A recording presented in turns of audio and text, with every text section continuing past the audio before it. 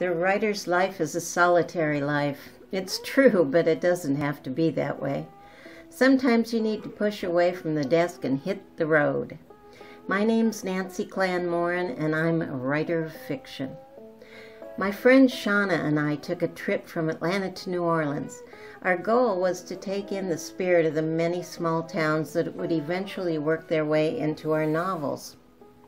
We rented a car and drove, avoiding major highways, big cities, and franchise restaurants. When we left Atlanta, we passed through Emerson and came across Doug's place. The building dates back to 1890, and we couldn't pass it by. I ordered broccoli and cheese soup, creamed corn, and juicy fried chicken cooked to perfection. To honor the first meal of the trip, I gave fried chicken a nod in my novel on 3 occasions.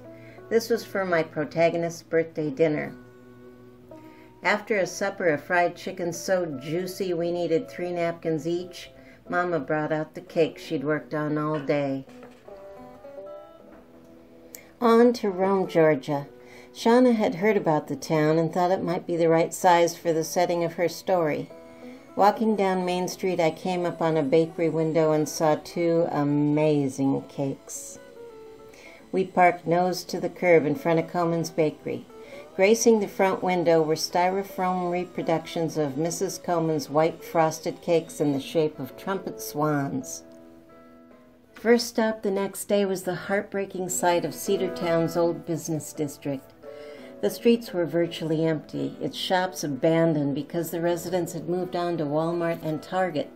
But standing guard, the old town clock stood tall and proud. My story had to have a town clock. Samson pulled a jackknife from his pocket. Check the street, see if anyone's looking this way. I pressed my back against the windowed door and looked down past the town clock. All's clear, and it's 10:45. We crossed the state line into Alabama, leisurely driving towards Anniston when we passed this house. I had already imagined the house and the front porch in my story, but after passing this place, I added a tin roof. The corrugated roof crackled and groaned and popped each day when the heat of the sun rose and fell. In Anniston, Alabama, we found the Top O' the River restaurant. There was no river anywhere. The menu said catfish exceptional, so went in Anniston. Our first stop was always the Grinning Catfish Cafe. 3 long windows stretched across the front, facing Country Road 38, and 3 more overlooked the parking lot. It seemed as though every other town we passed had a business of one sort or another with the name Busy Bee, so I had to include one in my story. Burdette Foster came in. Wally said, "Pull up a chair." "Don't mind if I do," Burdette said.